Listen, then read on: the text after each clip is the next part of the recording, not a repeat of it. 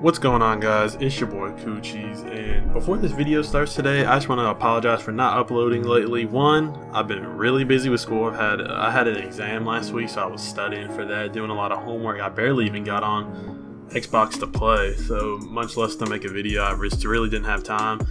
And then secondly, the AC in my house has been out, so and I live in Florida, so it's been like 85 degrees in my house, so I've constantly had fans going in my room.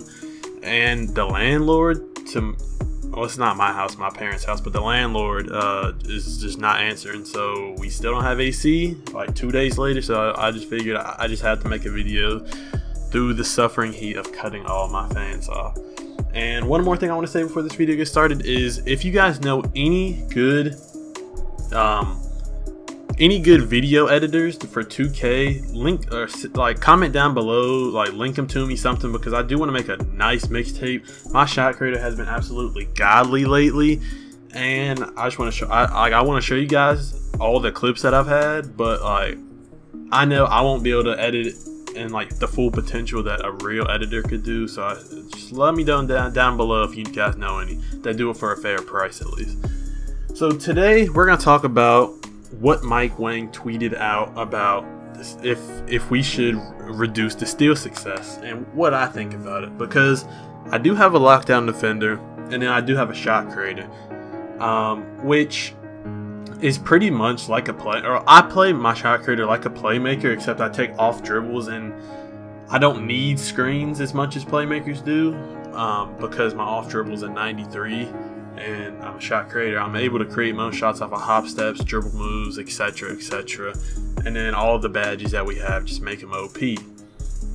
But what I think about, like, do I think that the steal success should be reduced? I voted yes.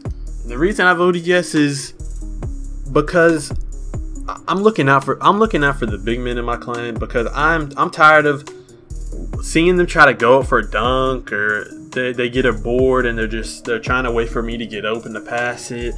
They get a board and they take one step, just anything. I'm tired of my big men losing the ball so easily, especially if they don't dribble. If they're just holding it, they're not losing the ball, in my opinion.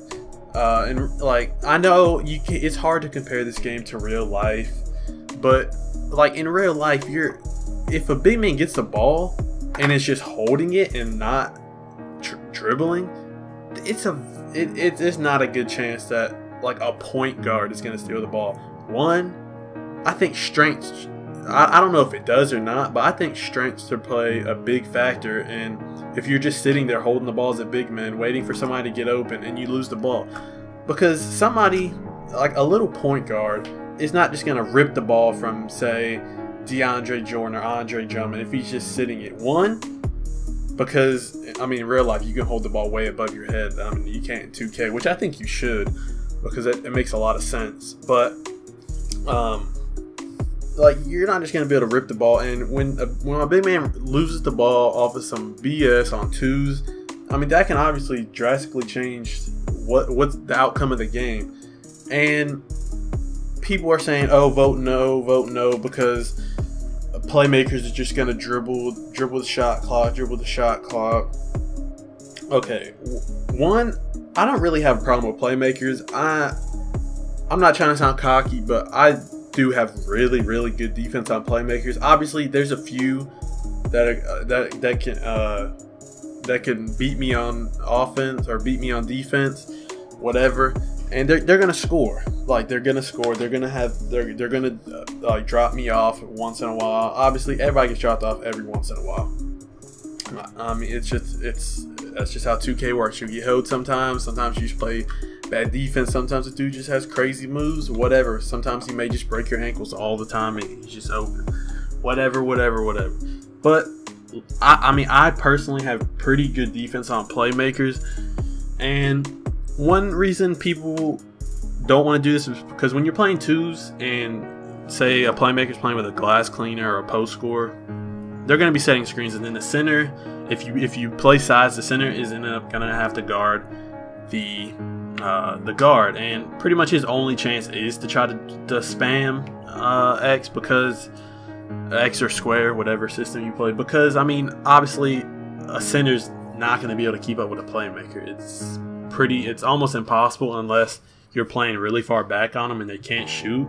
Then you'll be able to guard them. But if they can shoot and they're a playmaker, it's pretty much a GG. That's why I don't play sides 9 times out of 10. I have my own way defense.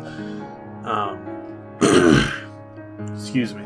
But yeah, I think the steal success definitely should be reduced, just because it's so annoying. Like, one, because now they're coming out with little glitches. I watched a video yesterday of a steal glitch to get the steal every time, quote unquote every time, and it's like, it's ridiculous because you lose the ball sometimes over the dumbest things that you can't even control. Say you get a rebound in the paint, everybody's crowded in the paint. One, you can sit there and just sit in the post, and if you're not, I mean, obviously, when you're in the post, you have low post control, so you can lose the ball. So you try to run outside, so they're still spamming X. You're gonna lose the ball. I mean, it's just you just lose the ball over the dumbest things, and you end up losing the game because of them. And that's why I think the steal success or whatever should be reduced.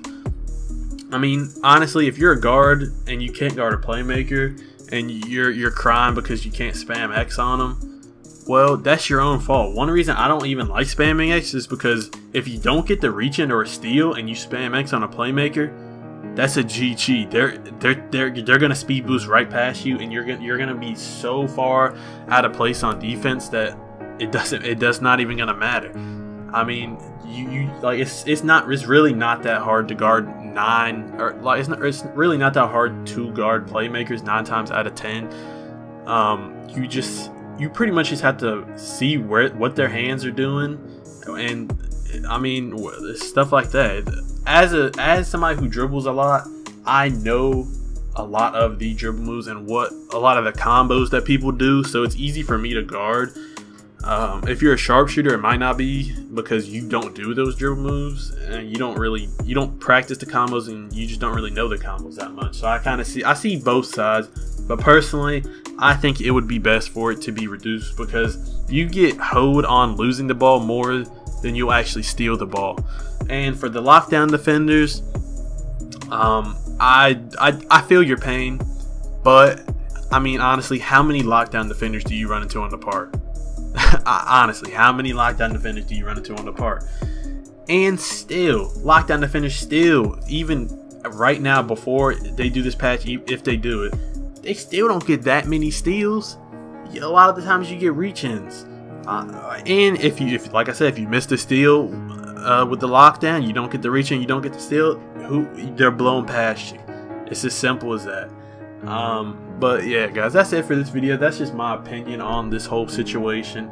I don't think it should be reduced, just because, I mean, you get hoed way more losing the ball than you actually steal the ball. It makes sense to me for them not to reduce it. Maybe they should do everything but the lockdown defenders. I mean, they should be higher, in my opinion, because that's one of their 5 main badges. Anyways, guys, I hope you all enjoyed this video. If you did, please make sure to like, comment, subscribe, and I'll catch you guys on the next one.